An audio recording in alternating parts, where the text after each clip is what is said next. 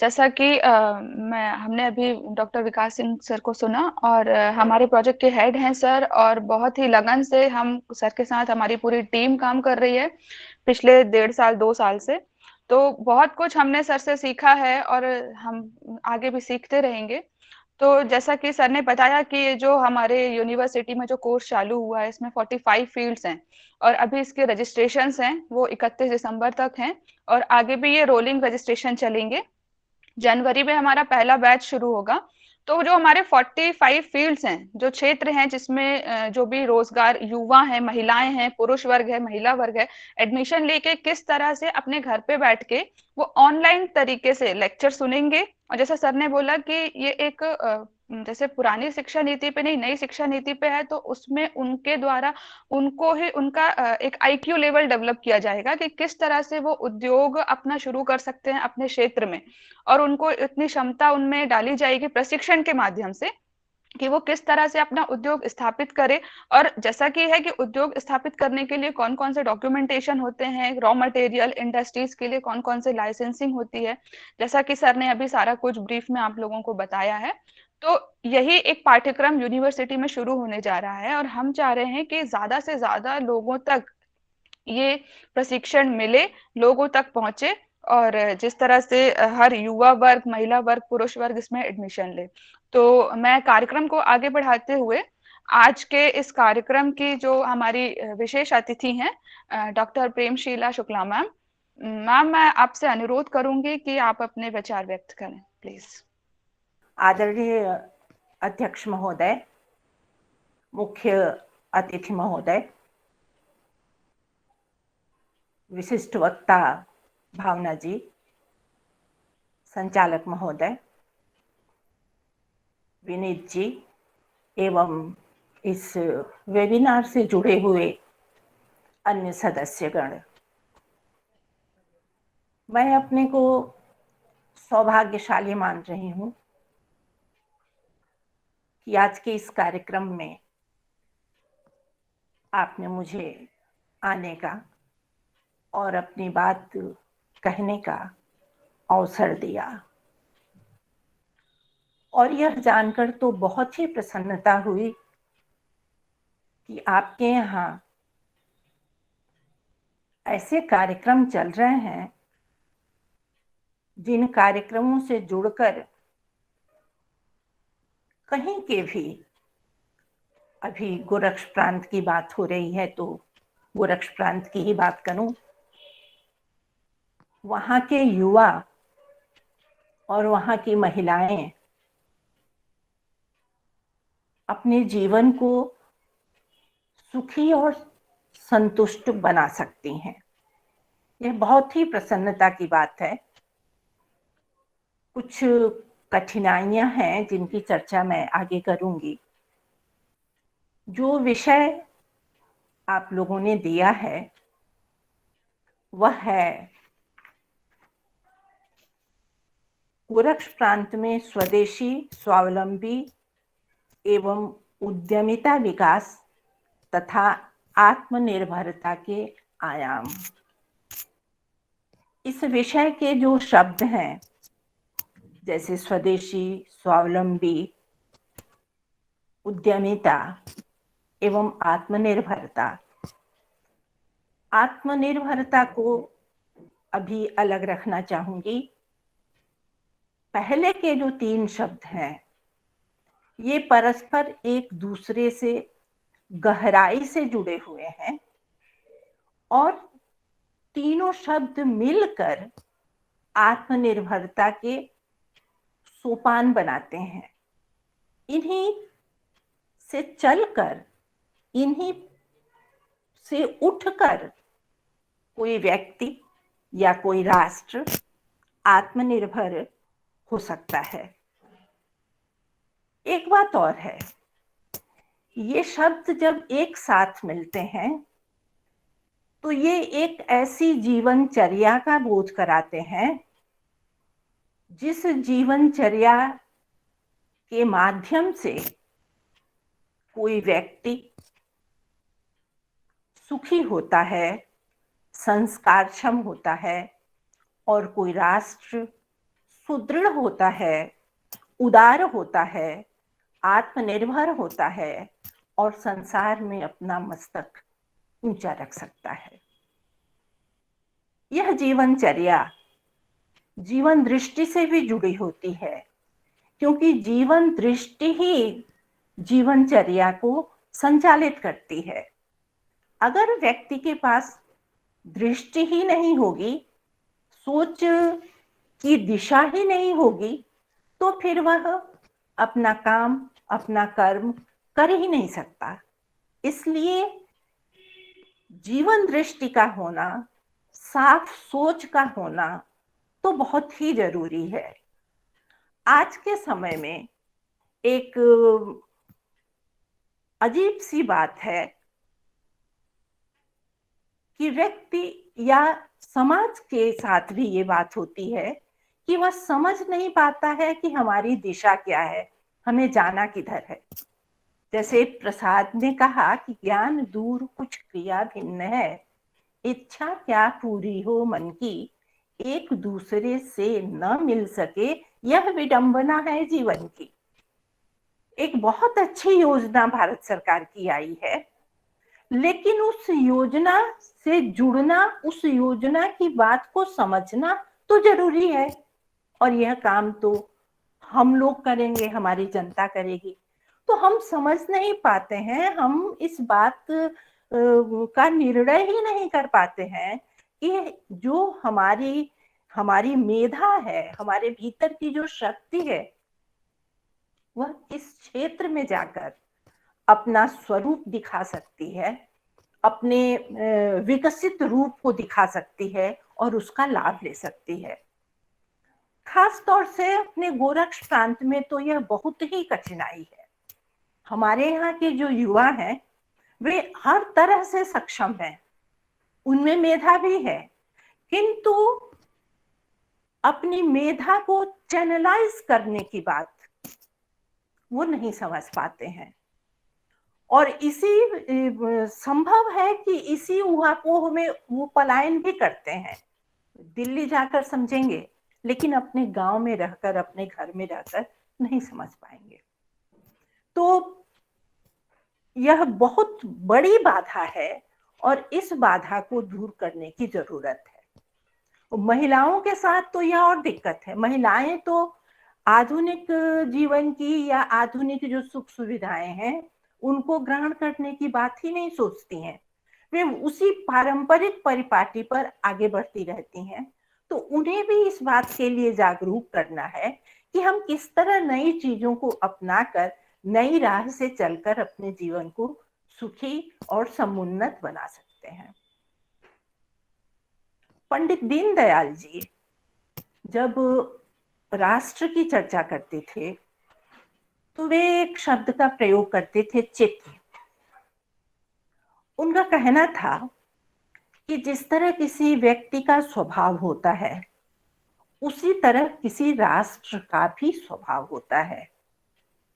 यह स्वभाव ही चित्त है और अपने स्वभाव को समझना किसी राष्ट्र के विकास के लिए, उसके आगे बढ़ने के लिए बहुत ही आवश्यक होता है। जब हमें स्वतंत्रता मिली थी तो एक आशा बंधी थी कि भारत अपने स्वभाव के अनुरूप अपनी शक्तियों का, अपनी ऊर्जा का प्रयोग करते हुए विकास के मार्ग पर आगे बढ़ेगा, किंतु ऐसा हो नहीं सका।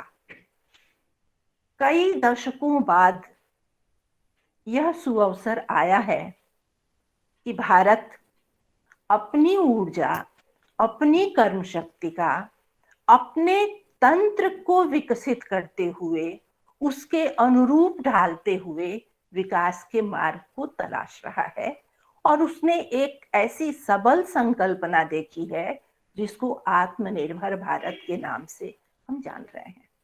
ऐसा पहली बार हो रहा है और इसे बहुत बड़ी उपलब्धि मानी जानी चाहिए कि हमने अब समझा है कि हम पाश्चात्य जीवन शैली या विकास के पाश्चात्य ढांचे को लेकर आगे नहीं बढ़ सकते।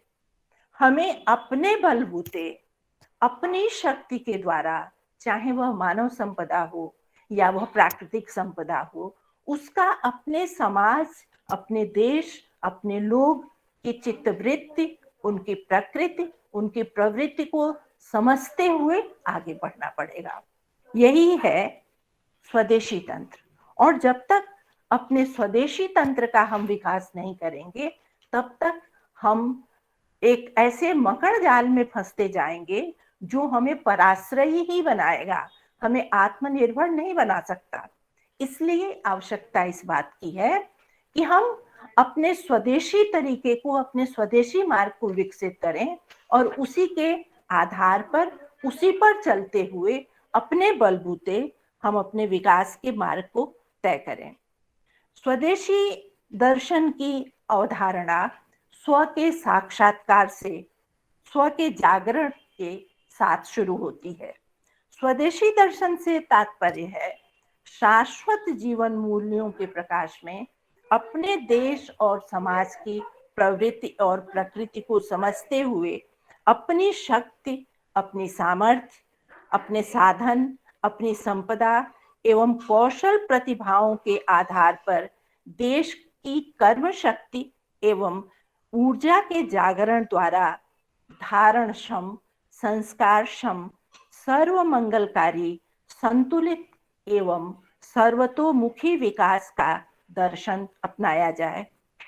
कृषि दर्शन बहुआयामी, सर्वव्यापक, सार्वभौमिक अवधारणा है और इसी अवधारणा के साथ, जैसा कि विकास जी ने भी चर्चा की कि गोरक्ष प्रांत में, पूर्वांचल में तो ये कृषि ही आधार है, इसलिए इसको भी साथ लेकर चलना होगा।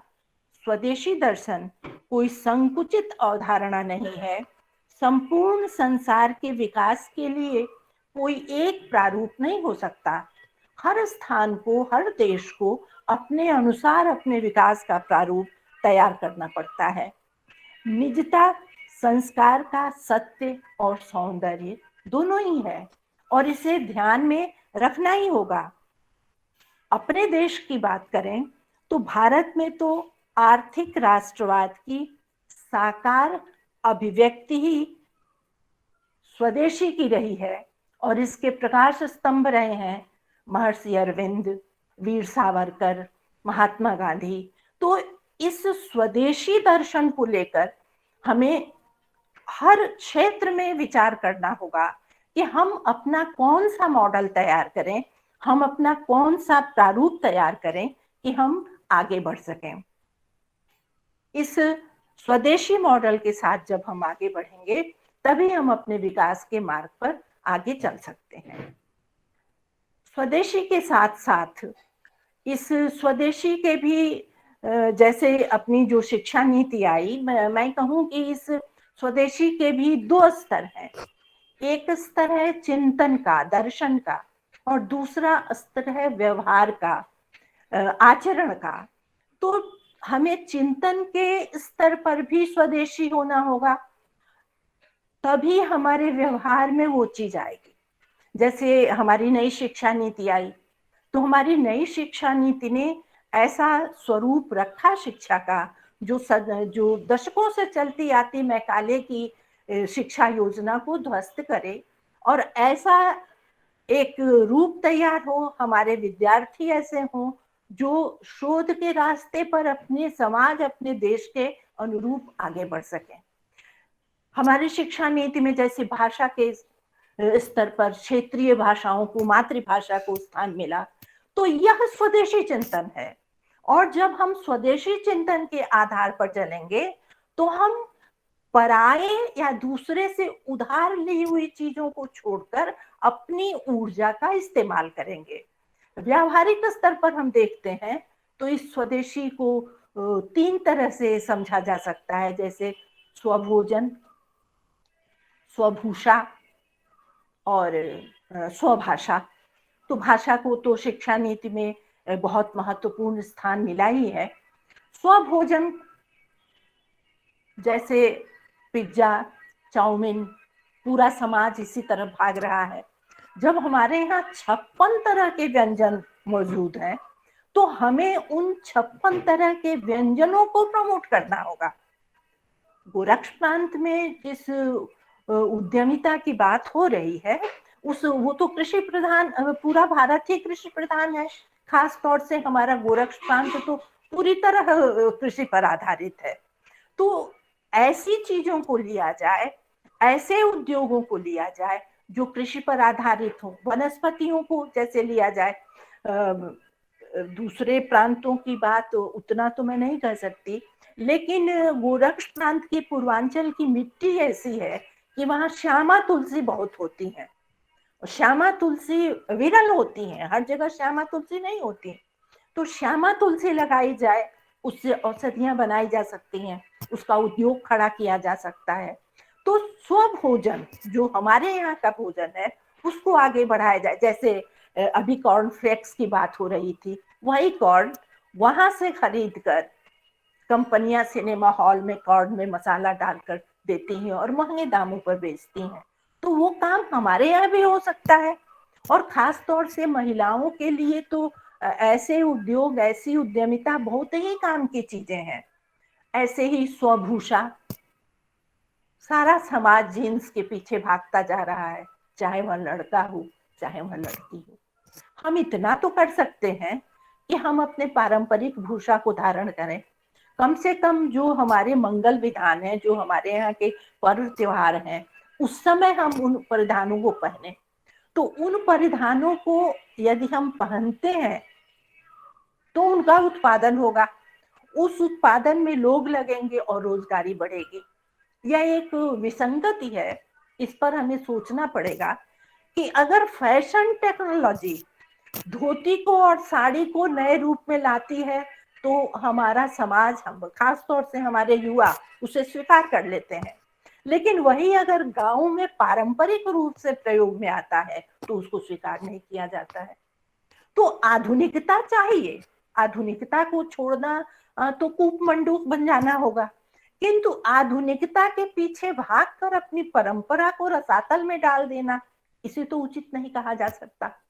तो स्वदेशी चिंतन के साथ साथ हमें अपने स्वभोजन पर, अपनी स्वभूषा पर और इसी तरह अपनी स्वभाषा पर, हम अंग्रेजी के पीछे भागते जा रहे हैं।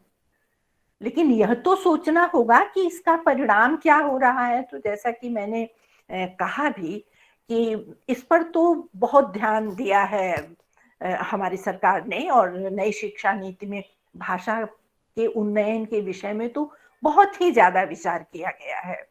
तो ये स्वदेशी आचरण, अपना एक स्वदेशी तंत्र, अपना एक स्वदेशी प्रारूप, जिसके अनुसार हम अपने समाज, अपने लोगों की चित्तवृत्तियों को, उनकी प्रवृत्ति को समझकर अपना विकास का एक ढांचा तैयार करेंगे, और तब हम संसार में अपने आप को सुदृढ़ करके खड़ा कर पाएंगे।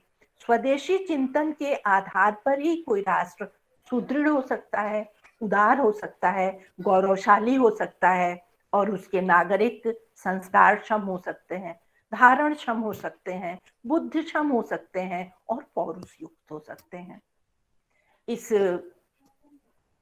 स्वदेशी चिंतन और स्वदेशी व्यवहार के साथ साथ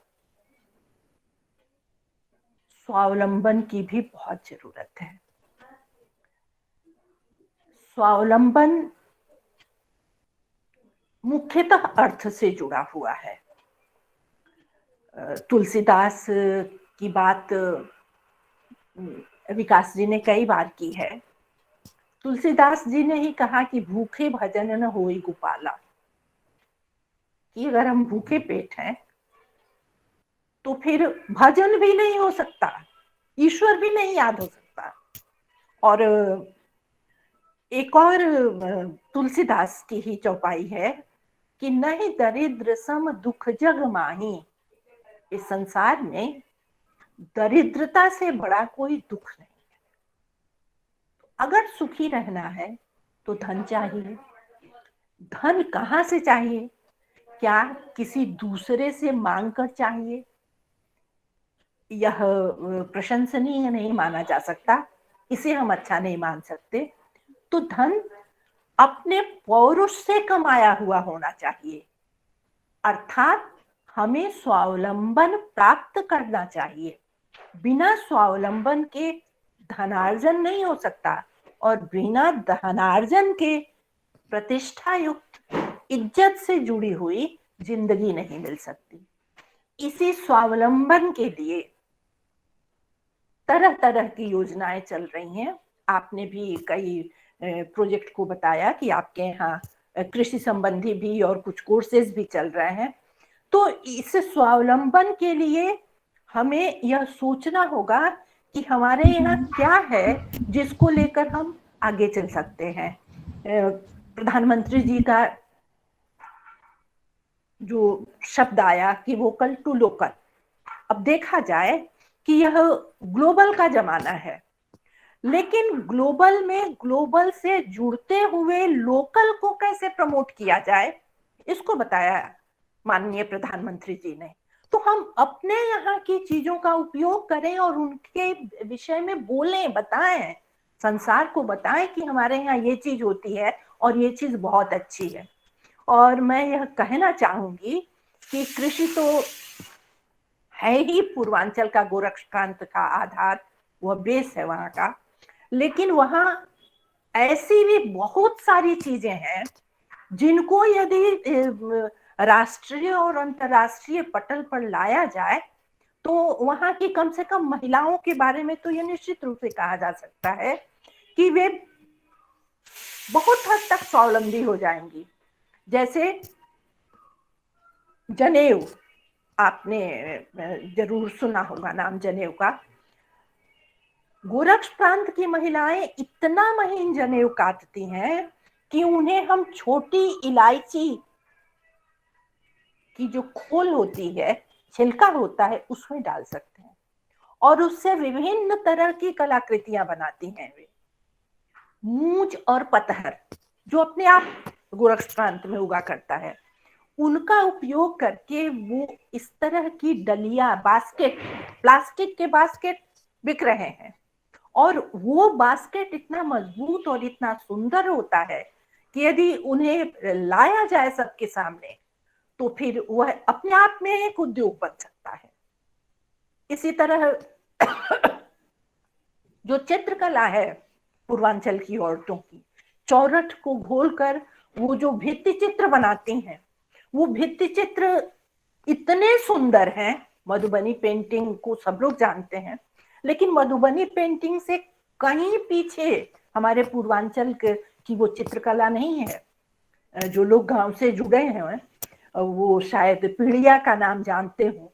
तो जो पीढ़िया लिखी जाती है, अगर आपने उसे कभी देखा हो और अगर नहीं देखा हो तो उसको देखिए कि सेम जो एक सब्जी होती है, उसके पत्ते को पीस कर उसके रस से दीवार को साफ करके किस तरह कितनी महीन तरीके से वो पीढ़ियां लिखी जाती है और क्या बारीक रेखा चित्र होता है उस पर।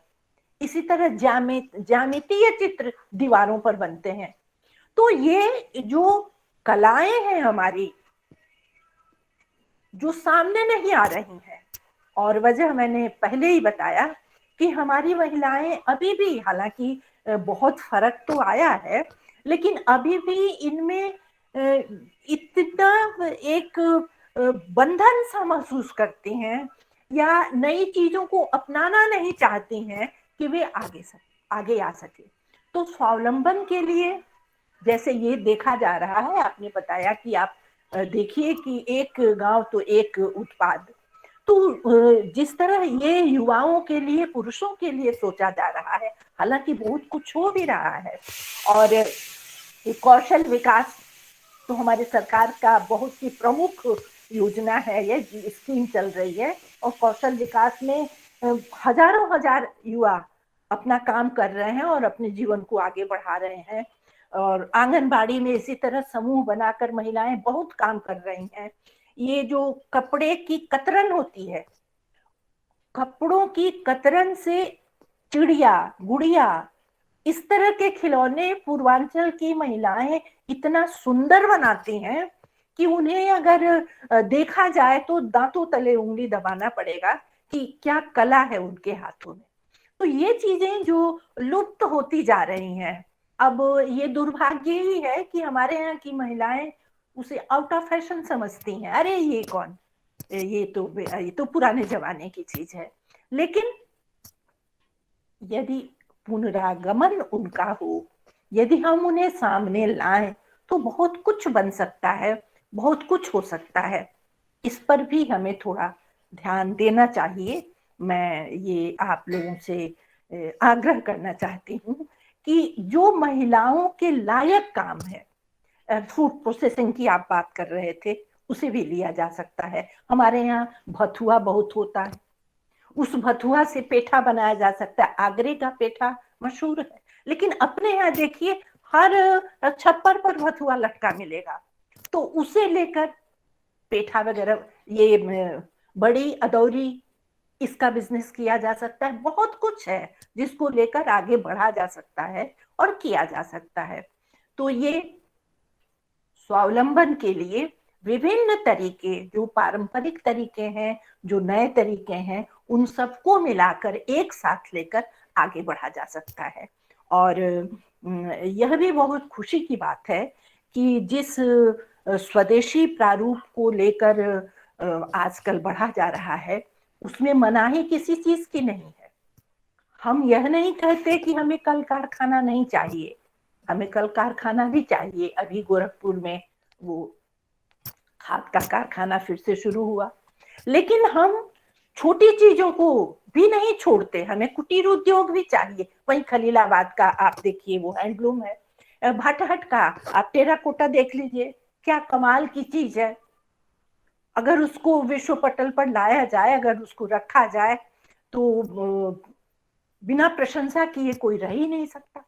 तो ये जो योजनाएं चल रही हैं, इन योजनाओं का लाभ लेने की जरूरत है, जागरूकता फैलाने की जरूरत है, और लोगों को यह बताने की जरूरत है कि इन्हें अपनाकर हम सुखी और संपन्न हो सकते हैं, हम स्वावलंबी हो सकते हैं। स्त्रियां जो अब तक अर्थोपार्जन, ये तो नहीं कहा जा सकता कि नहीं करती थी, कम करती थी, ये कहा जा सकता है। ये भी बहुत अधिक अर्थोपार्जन कर सकती हैं और स्वावलंबी हो सकती हैं। उद्यमिता की चर्चा आपने की। एक बड़ा मशहूर संस्कृत का श्लोक है कि उद्यमेन ही सिद्ध्यन्ति कार्याणि न मनोरथे, कि मनोरथ करने से, चाहने से कार्य सिद्ध नहीं होता है। उद्यमेन ही सिद्ध्यन्ति, उद्यम से ही कार्य सिद्ध होता है। तो उद्यम क्या? उद्यम कुछ करना, परिश्रम करना, अपने लक्ष्य तक पहुंचने के लिए अपने को लगाना, जिसका जो भी लक्ष्य हो। वैसे समय उतना नहीं है, नहीं तो मैं स्पष्ट करती कि किस तरह शब्द कभी कभी अपने मूल अर्थ के साथ साथ दूसरे अर्थ भी देने लगते हैं, और मूल अर्थ को छोड़कर खिसक कर दूसरा भी अर्थ देने लगते हैं। यह उद्यम शब्द आज के समय में कुछ इसी तरह का हो रहा है।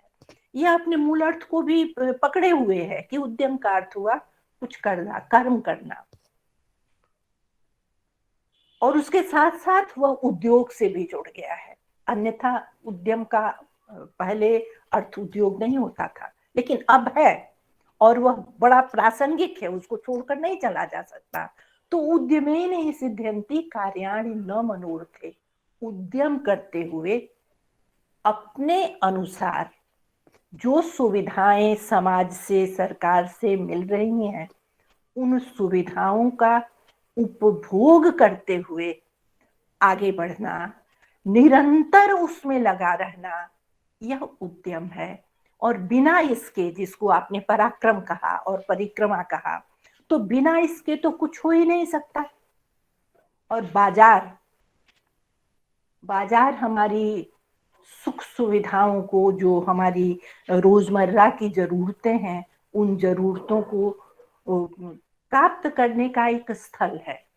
और इसके 3 घटक हो सकते हैं या माने जा सकते हैं। जैसे एक उत्पादक जिसने कोई सामान बनाया, एक व्यापारी जो वहां सामान लेकर पहुंचा हुआ है, और एक ग्राहक जो वहां अपनी जरूरत को पूरा करने के लिए सामान लेने गया है।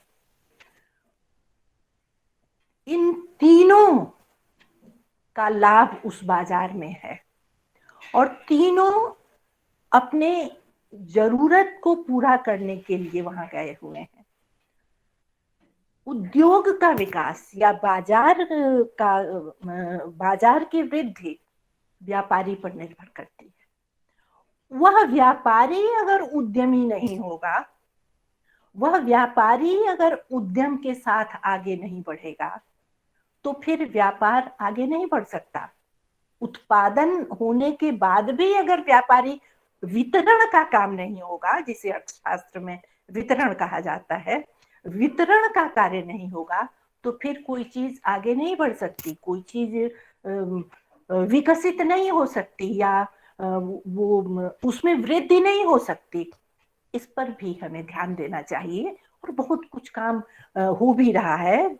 जैसे धान वगैरह का जो समर्थन मूल्य तय हो रहा है, उत्पादकता की जो बात हो रही है, बहुत बहुत काम हो रहा है। यह बहुत हर्ष का विषय है और अपने समाज को समझते हुए, हमारी जरूरतों को समझते हुए हम आगे बढ़ रहे हैं।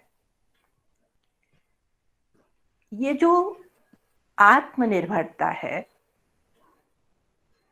वैसे तो इसके अनेक आयाम हैं और एक बहुत विशद व्यापक अवधारणा है इसकी, लेकिन कम समय में मैं सिर्फ 2 स्तर या 2 आयाम की चर्चा करना चाहूंगी, एक आंतरिक और एक बाह्य।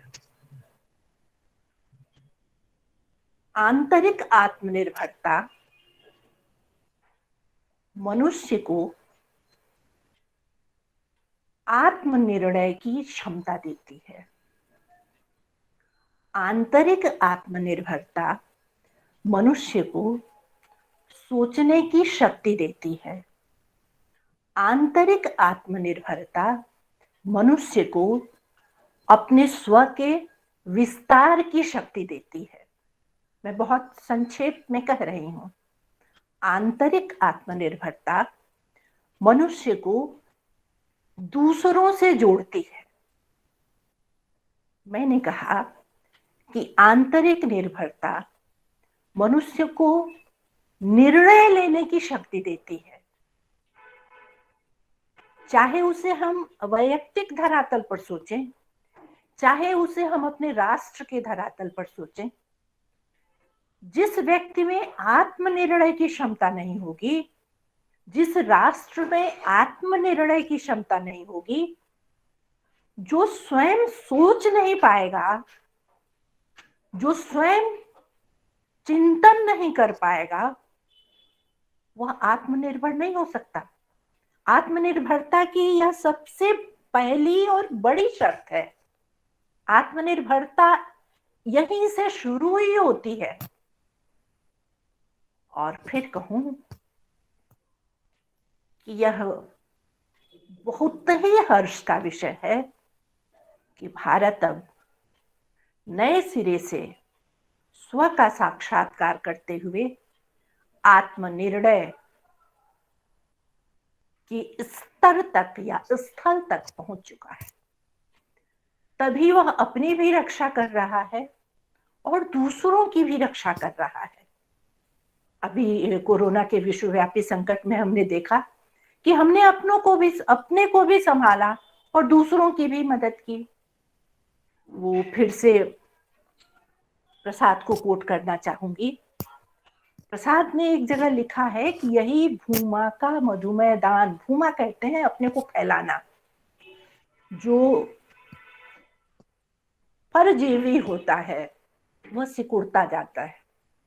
जैसे कछुओं को देखिए, वह अपने को सुरक्षित करने के लिए अपने को खोल में बंद कर लेता है, और जो स्वजीवी होता है अपनी ताकत से जीतता है, अपनी ताकत से जीता है, वो अपने को फैलाता जाता है। और जब हम अपने को फैलाते हैं तो हम दूसरों से जुड़ते हैं। यहीं से करुणा शुरू होती है, यहीं से हम दूसरों की मदद करते हैं, हम उदार बनते हैं। मैंने प्रारंभ में शायद कहा था कि इस रास्ते से चलते हुए एक उदार राष्ट्र का जन्म होता है, एक उदार राष्ट्र की निर्मित होती है, और राष्ट्र का व्यक्तित्व एक नए तरह से बलशाली तरीके से रूप लेकर सबके सामने आता है। तो यह है आत्मनिर्भरता का आंतरिक स्तर। बाह्य स्तर पर जिसमें हमने स्वावलंबन देखा, उद्यमिता देखी, बहुत अगर स्थूल तरीके से देखा जाए तो स्वदेशी का जो पहला रूप है, स्तर है, वह हमारे चिंतन से जुड़ा हुआ है, और जो दूसरा है वह हमारे व्यवहार से या हमारे बाह्य स्तर से जुड़ा हुआ है।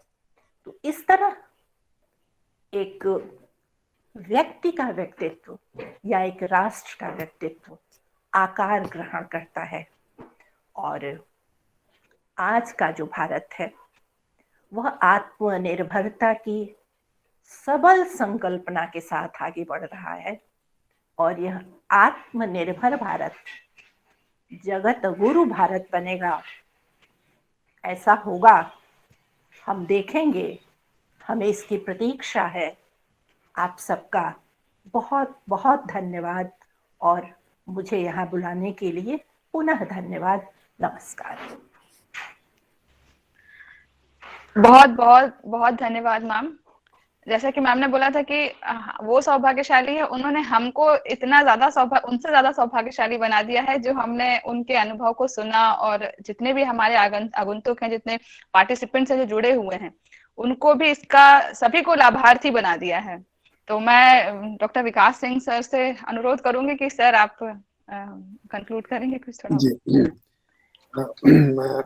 मैडम, आपने बहुत ही अच्छा हमारे लिए एक मार्गदर्शन और एक प्रेरणा के रूप में अपना उद्बोधन दिया, एक सार ग्रहित उद्बोधन दिया। आपके उद्बोधन में आपने बताया 56 भोग का, तो ये मैं बताना चाहूंगा कि 56 भोग पर ये पाठ्यक्रम में ये शामिल है। 64 भारत के 64 विधाओं को उद्यमिता से कैसे जोड़ सकते हैं, हमारा डिप्लोमा ही है 64 विधा और एंटरप्रेन्योरशिप को लेके। और मैं इसमें और जोड़ना चाहूंगा महिला शक्ति के लिए, क्योंकि भारत तो शक्ति का देश है। हम बुद्धि और विद्या के रूप में माता सरस्वती का वंदना करते हैं, धन के रूप में, संसाधन के रूप में माँ लक्ष्मी का देवी के रूप में पूजा करते हैं, और शक्ति के रूप में माँ काली की और माँ दुर्गा की आराधना करते हैं। तो ये मातृ शक्ति का ही देश है। तो हम 16 श्रृंगार के लिए भी एक कोर्स शुरू किए हुए हैं, जिसमें हम जो फैशन टेक्नोलॉजी है उस कोर्स का ही नाम, भारत में पहला ये विश्वविद्यालय है जो डिप्लोमा इन 16 श्रृंगार, नाम ही कोर्स का है 16 श्रृंगार का। उसमें जो 1 डिस्ट्रिक्ट 1 प्रोडक्ट में उत्तर प्रदेश सरकार या मध्य प्रदेश सरकार ने ऐड किए हैं, टिकली, बिंदी, पैरंग, अलता, जितना भी श्रृंगार का है, जो 16 श्रृंगार के मूलभूत हैं, जो आजकल फेशियल और तरह तरह के नाम से जाना जाता है, अतीत से आधुनिकता तक जो जो ये फैशन का मार्केट है, उस पूरे फैशन टेक्नोलॉजी का नाम ना देकर हमने उसका नाम रखा है डिप्लोमा इन 16 श्रृंगार। हमने अपने विधाओं का नाम रखा है डिप्लोमा इन 64 विधा। हमने उसका नाम रखा है डिप्लोमा इन 56 भोग, क्योंकि सांवा का आजकल प्रचलन है कि पहले घर गांव में जाए तो सांवा का खीर खिलाते हैं, आजकल चावल का खिला देते हैं। तो रेडी टू ईट में सांवा का खीर, कोदो का, मारिया का। तो अब जैसे आपने बात किया भथुआ, भथुआ को लेके क्या है कि भथुआ के लिए अलग से जमीन की जरूरत नहीं है, छानी पे ही आपके मकान में ही सामने में भथुआ हो जाएगा।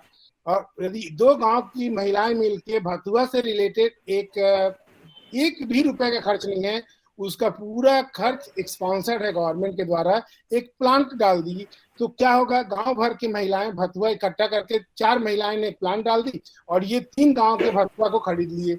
अब छानी पे ही हो रहा है, या सामने मचान पे हो रहा है भथुआ, या भूसौल के ऊपर हो रहा है भथुआ, उसको हर घर से 3 से 4 से 5 भथुआ जा रहा है, उसको ऑन द स्पॉट प्राइस मिल जा रहा है।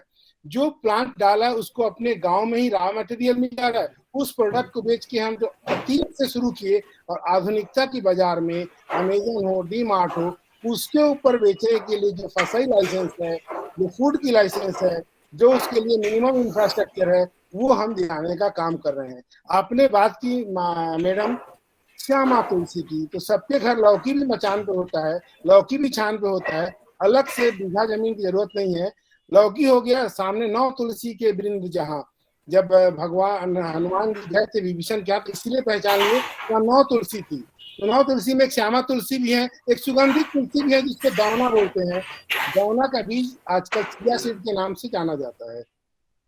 तो चिया सीड के नाम से मार्केट में 1600 रुपए किलो, 1500 रुपए किलो, अभी आप अमेजन पे देखेंगे दिखेगा, वो दौना का बीज है। तो श्यामा तुलसी का रस और लौकी के रस से हार्ट के लिए दवाइयां बन रही हैं। इसके लिए बहुत बड़ी प्लांट की जरूरत नहीं है, 10 लाख की प्लांट है, 4 गांव के बीच लग गई। हमको एलोपैथी दवाई खाने की जरूरत नहीं है। हमारा एक अभियान चलता है भोजन से भेषज तक।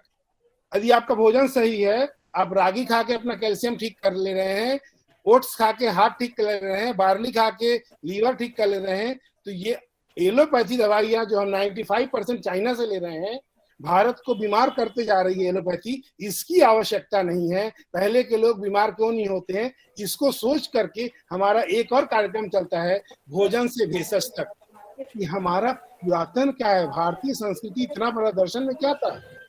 तो ये जो छोटी छोटी है कि गांव की महिलाओं को, गांव के युवाओं को जोड़कर अंत्योदय को आखिरी छोर तक पहुंचाने का आपने बहुत अच्छी बात बोली। इस सबको हमने इसमें सम्मिलित किया है। मैं विनीत जी से रिक्वेस्ट करूंगा कि उनके पास जो हमारा कोर्स का ब्राउचर है उसको मैडम और अतिथिगण तक पहुंचाएं, ताकि जो भी बातें कही, आपने स्वभाषा की बात कही, ये तो एकदम सत्य है कि मातृभूमि, माता और मातृभाषा, इन 3 का कोई दूसरा विकल्प नहीं है। मातृभूमि, माता और मातृभाषा, इसका कोई विकल्प नहीं है। मैं इन तीनों को प्रणाम करते हुए आपके जितने भी स्वावलंबन की बात थी हमने उनको इनपुट किया है। अत्यंत आप उसी दिशा में हमें मार्गदर्शन दिया जिस दिशा में हम काम कर रहे हैं।